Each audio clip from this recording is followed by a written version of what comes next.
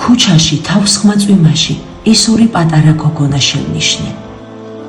ყინვაში საგაზაფხულო სამოსიეცვათ და კანკალებდნენ.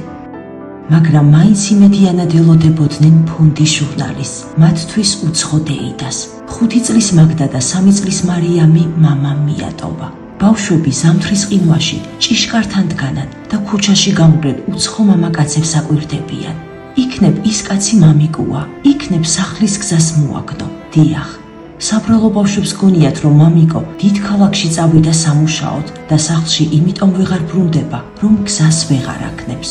სიმართლე მხოლოდ ბავშვების დედამიცის, რომელიც ჯერ კიდევ ორსული მიატოვა მეუღლემ და სამშობიაროშიც კი არ მისულა მარიამის დაბადებისას. მაგდა კი მაშინ სულ რაღაც 2 წლის იყო. ქუჩაში დამიტია ბავშვები ორივე ბაღანას ვიცავა. მეორე ბავშვზე ფეხციმეთ ვიყავი, რომელიც თვე დაწყებულია, არ მახსენდება კარგად 4 წელი გევდა უკვე.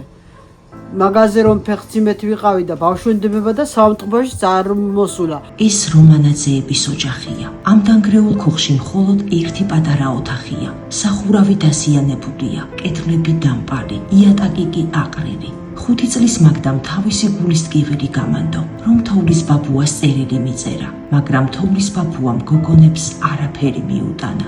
ღმერთო, რამ ხელასევდა სიტევს ამ საოცარი გოგონების პატარა გული. სოციალური შემწეობის ფულით ავადმყოფი მარტოხელა დედა შეშას ყიდულობს და საკვების ფული თითქმის აღარ რჩება. ღვთისმიერო ადამიანებო, ერთობლივი ძალებით ჩვენ შევძლებთ, რომ ამ პატარა ანგელოზებს ნორმალური სახლი ჰქონდეთ, თუნდაც ძალიან პატარა. მეგობრებო, შემოგვიერთდით, ერთად დავუბრუნოთ ბავშვობა მამისგან მიტოვებულ ამ საბრალო ბავშვებს. გახსოვდეთ, ისინი ყოველ მომდევნო გათენებულ დილას გულის ფანცქალით ელოდებიან.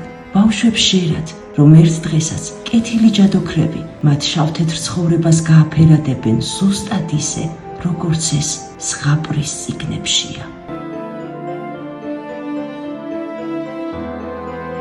გადარიცხეთ ნებისმიერი თანხა ჩერნოვეცკის ფონდის ოფიციალური საიტის მეშვეობით.